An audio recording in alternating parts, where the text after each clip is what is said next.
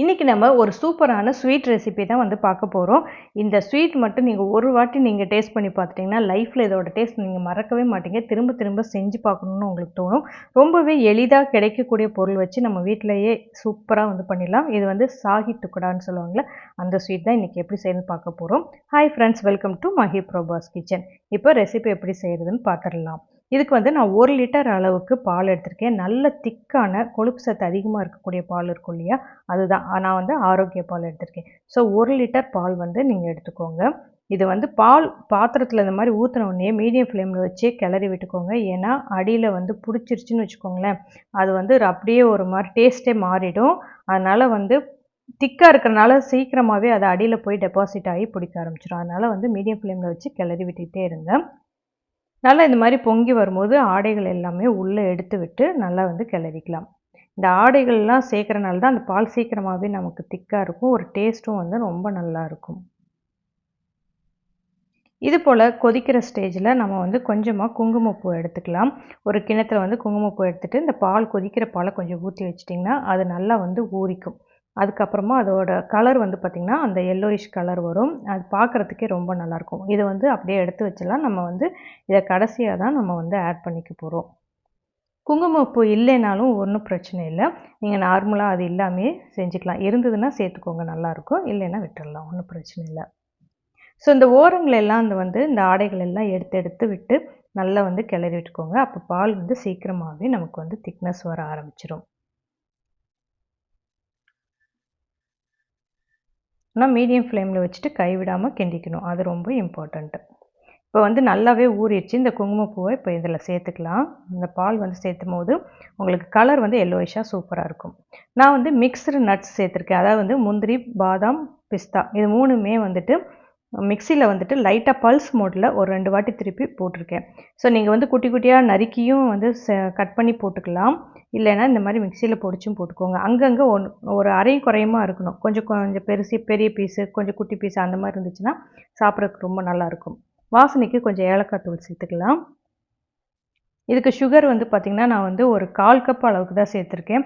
ஏன்னா பால் திக்காக அதுலேயே ஒரு ஸ்வீட் டேஸ்ட் வந்துடும். இன்னொன்று நம்ம ப்ரெட்டு வந்து மில்க் ப்ரெட் சேர்க்குறோம், அதுலேயும் ஸ்வீட்னஸ் இருக்கும். சுகர் சிரப்பு வேறு நம்ம செய்ய போகிறோம். ஸோ அதுலேயும் வந்து ஸ்வீட் இருக்கும். அதனால் ரொம்ப ஓவர் ஸ்வீட் ஆகிட்டாலுமே திகட்ட ஆரம்பிச்சிடும். அதனால் வந்து ஒரு 1/4 கப் அளவுக்கு நான் சுகர் சேர்த்துருக்கேன். இது வந்து பர்ஃபெக்டாக இருந்தது அதாவது வந்து இனிப்பு வந்து ரொம்ப பர்ஃபெக்டாக இருந்தது. நீங்கள் வந்து டேஸ்ட் பண்ணி பார்த்துட்டு உங்களுக்கு எதுவும் பத்தாத மாதிரி இருந்ததுன்னா கூட நீங்கள் ஆட் பண்ணிக்கலாம், ஒன்றும் பிரச்சனை இல்லை.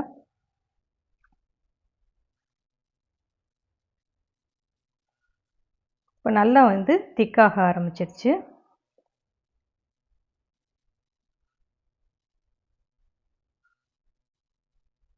நல்லா கை விடாமல் கிளறி விட்டுக்கோங்க.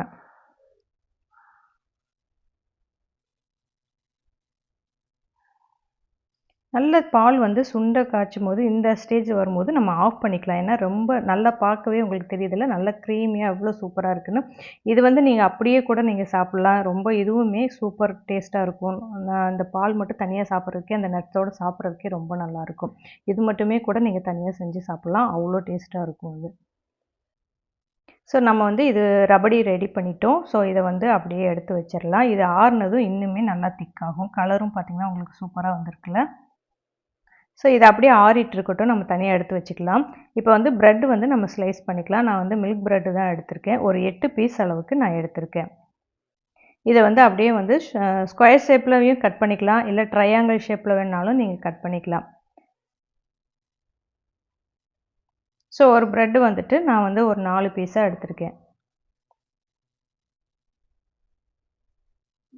இது போல் ஸ்கொயர் ஷேப்பில் நம்ம கட் பண்ணிக்கலாம், இல்லை நீங்கள் ட்ரையாங்கிள் ஷேப்பில் கூட நீங்கள் கட் பண்ணிக்கலாம். அது கொஞ்சம் பெரிய பெரிய பீஸாக வரும், இது கொஞ்சம் சின்னதாக வரும் நமக்கு. ஸோ இப்போ வந்து ப்ரெட் துண்டு எல்லாமே கட் பண்ணி நம்ம எடுத்து வச்சிட்டோம். இது வந்து நம்ம இப்போ ஆயிலில் பொரிக்க போகிறோம். எண்ணெய் சூடு பண்ணியிருக்கும் போது 1 ஸ்பூன் அளவுக்கு நெய் சேர்த்துட்டு நம்ம பொரித்தோம்னா ப்ரெட்டு வந்து ரொம்ப நல்லா டேஸ்ட்டாக இருக்கும். நீங்கள் வந்து நெய்யிலே பொரிக்கிறதுனாலும் பண்ணலாம். ஆனால் அவ்வளோ நெய் வந்து நம்ம யூஸ் பண்ண முடியாது. ஸோ அதனால் வந்து எண்ணெயில் ஒரு ஸ்பூன் 2 ஸ்பூன் அளவுக்கு நீங்கள் நெய் சேர்த்துட்டு பொரிச்சிங்கன்னா ரொம்ப நல்லா டேஸ்ட்டாக இருக்கும். இந்த ப்ரெட் வந்து நல்லா வந்து அந்த ப்ரௌன் கலர் வந்ததும் நம்ம எடுத்துடலாம். நல்லா ரொம்ப வந்து சிம்மில் வச்சுருந்தீங்கனாலும் அந்த ரொம்ப எண்ணெய் குடித்த மாதிரி சத சதன்னு இருக்கும். அதனால் மீடியம் ஃப்ளேமில் வச்சுட்டு நல்ல கலர் சேஞ்ச் ஆகிற வரைக்கும் வச்சுட்டு நம்ம எடுத்துக்கலாம். இந்த மாதிரி நல்லா வந்து ப்ரௌன் கலர் வந்ததும் நம்ம எடுத்துடலாம். இந்த ப்ரெட்டுமே வந்துட்டு நீங்கள் வந்து ஸ்நாக்ஸாக டீ டைம் ஸ்நாக்காக கூட நீங்கள் சாப்பிடலாம். அந்த மாதிரி பொரிச்சு அப்படியே ரஸ்க்கு சாப்பிட்ற மாதிரியே இருக்கும். அவ்வளோ ஒரு டேஸ்ட்டாக இருக்கும். ரொம்பவே கிறிஸ்பியாக மொறுமொறுன்னு சூப்பராக இருக்கும் இந்த ப்ரெட்டு. இந்த மாதிரி எண்ணெயில் பொரிச்சு எடுத்தது தனியாக சாப்பிட்டாவே அவ்வளோ டேஸ்ட்டாக இருக்கும். ஸோ நல்லா வந்து இந்த மாதிரி கிறிஸ்பியாக மொறுமொறுன்னு உங்களுக்கு வந்து அந்த கோல்டன் கலர் வந்ததும் நீங்கள் எடுத்துருங்க. தனியாக இதை வந்து எடுத்து வச்சுக்கலாம். ஸோ இப்போ வந்து பிரெட் துண்டுகள் வந்து ரெடி ஆயிடுச்சு. கொஞ்சம் பிஞ்சு இருந்த பீஸ் எல்லாம் நான் எடுத்துட்டேன்.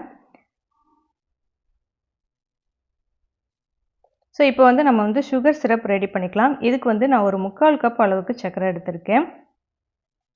1/2 கப் அளவுக்கு தண்ணி சேர்த்துக்கலாம். 3/4 கப் சுகர் சிரப் வந்துட்டு நமக்கு கரெக்டாக இருக்கும். ஒரு 1/2 கப் அளவுக்கு தண்ணி சேர்த்துட்டு நல்லா வந்து நம்ம குலோப் ஜாமுனுக்கெலாம் சிரப் செய்வோம்ல, அதே இதுதான். இது வந்து கம்பி பதம்லாம் நமக்கு தேவையில்லை. நல்லா வந்து அது கொதித்து அந்த பிசுக்கு பதம் வந்துச்சுன்னா போதும். இந்த மாதிரி கொதித்து அடங்கும் போது நம்ம ஆஃப் பண்ணி எடுத்து வச்சிடலாம். ஸோ சுகர் சிரப்பும் இப்போ ரெடி ஆகிடுச்சு. இதில் வந்து நம்ம பொரிச்சு வச்சுருந்த அந்த பிரெட் துண்டுகளை இதில் சேர்த்துடலாம். இதில் வந்து ரொம்ப நேரம் நீங்கள் ஊற வைக்க தேவையில்லை. ஒரு 2 நிமிஷம் இல்லைன்னா 3 நிமிஷம் அப்படியே பரட்டி விட்டு நீங்கள் எடுத்து வச்சிட்டிங்கனாவே போதும். ரொம்ப வந்து நம்ம ஊற தேவையில்லை. ஊறிடுச்சுன்னா ஒரு மாதிரி இருக்கும். ஸோ ஒரு 2 நிமிஷம் இப்படி பரட்டி விட்டு நீங்கள் எடுத்து வச்சுக்கோங்க. கொஞ்சம் கொஞ்சமாக எடுத்து சிரப்பில் போட்டு தனியாக பிளேட்டில் எடுத்துக்கோங்க. நீங்கள் எந்த பவுலில் வந்துட்டு எந்த பிளேட்டில் வந்து சர்வ் பண்ண போகிறீங்களோ அதில் எடுத்து வச்சுக்கலாம். நான் இப்போ சுகர் சிரப்பில் இருந்து தனியாக எடுத்து பிளேட்டில் வச்சுட்டேன்.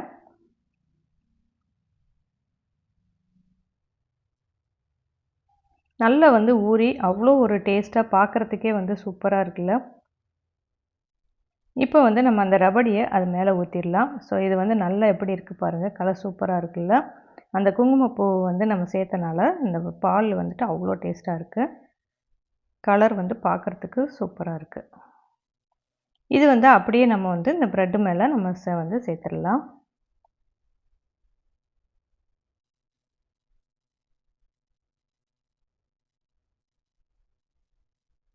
ரொம்ப வந்து நம்ம பொதுன்னு ஊற்றி வைக்காமல் ஓரளவுக்கு வந்து அந்த பிரெட் துண்டுகள் கொஞ்சம் அங்கங்கே தெரிகிற மாதிரி எடுத்துக்கோங்க.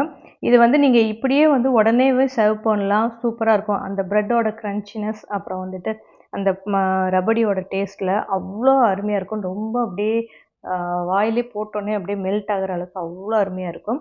இதை அப்படியே நீங்கள் வந்து ஃப்ரிட்ஜில் வச்சுட்டு நீங்கள் சில்லுன்னு கூட சர்வ் பண்ணலாம். அதுவும் இன்னும் சூப்பராக இருக்குது.